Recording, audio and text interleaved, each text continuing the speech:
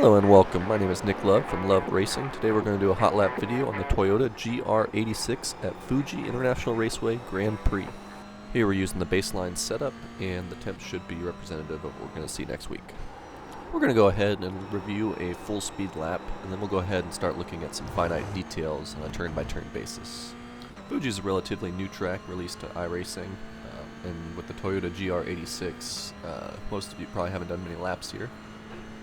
There's a really nice combination here of the long front straight, some nice high-speed corners, as well as some really low-speed corners.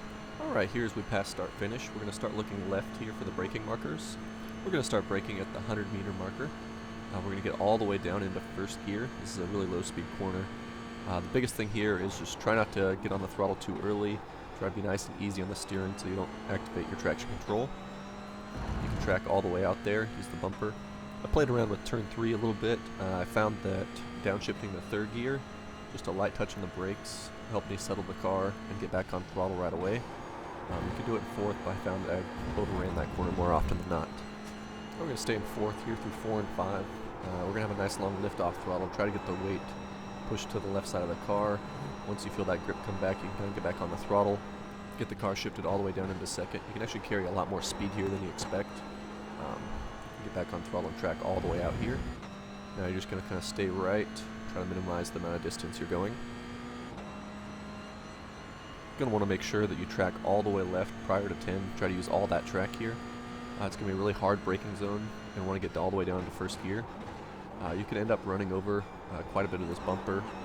Easy on the throttle on entry, and then you can go flat out through this section. Make sure you're looking right and ahead for turn 13, that way you can time your turn-in point. You get back on throttle, it's a little bit elevation change, so you can't see the exit until you're there. So just make sure you keep looking ahead through this section. Again, that's a lot of corners really quickly, so we'll go through another slowed down lap. We'll point out all the turn-in markers and everything else, and hopefully that'll give you an idea of kind of how to take that section. What I found is the Toyota GR86 is really forgiving with the soft suspension on some of these yellow bumpers. So you can run them over here. It's not going to cause you any issues. It doesn't really upset the car too much. And Fuji's pretty forgiving in terms of the one-times. Alright, down this front straight is probably going to be the best place to start setting up some of your passes. You can definitely pass on the outside here. There's a lot of room to track out, and then you can have the inside line into turn 3. Alright, here on the left on the fence is going to be our braking markers. We're going to utilize the 100-meter. Try to stay out of ABS here. If you do engage ABS, just try to ease off the brake right before you start to turn in, or else you're going to get some understeer. Here at the apex of turn 1, you're going to want to make sure you use all of the bumper here. You look at the in-car view and it looks like we're pretty close to that cone, but there's actually quite a bit of room if you look at the chase view. Two more things to note here real quick. You want to be back to full throttle right there at the apex. And also, you want to keep the steering input pretty low, or else you get the car to rotate a little bit too much, and you'll engage that traction control.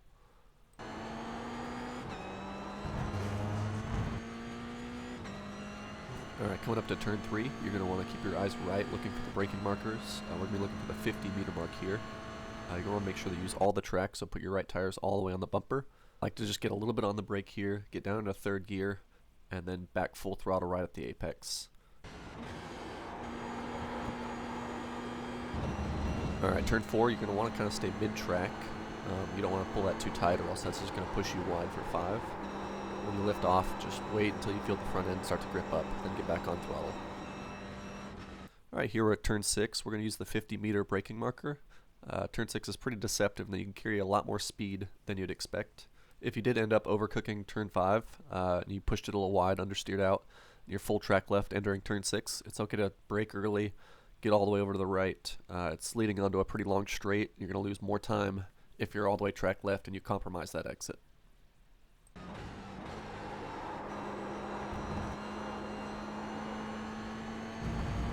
Pretty common mistake I see a lot of people make is like here at turn 8, they'll track all the way to the left of the track, run their tires on those bumpers, and then pull yourself back over. Really, we don't need all that track. We've got plenty of grip, and you can save a lot of distance traveled.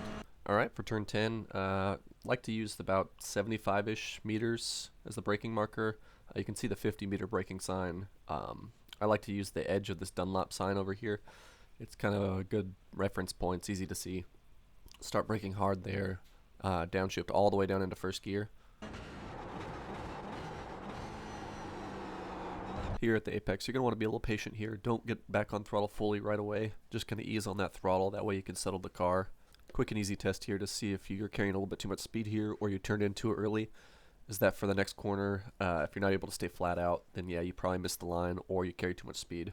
Next lap, try to brake a little bit more or, alter your line a little bit.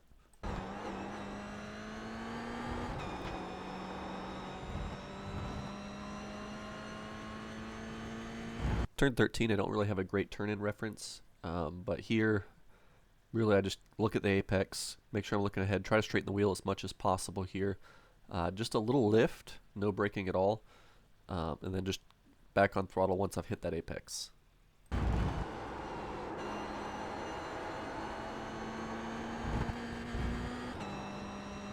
Alright, here as we're preparing for turn 15, you're going to want to make sure that you're not hugging the left side of the track here. That'll compromise you for the entrance to 15.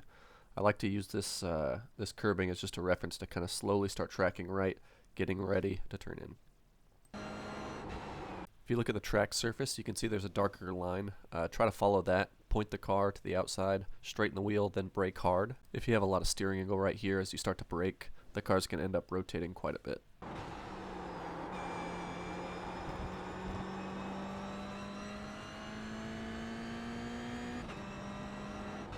Alright, here at turn 16, this is the most important corner on the track, so we're going to really focus here.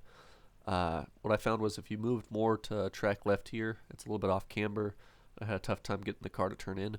Right around 3/4 of the way to the left side of the track is about what seemed like the sweet spot.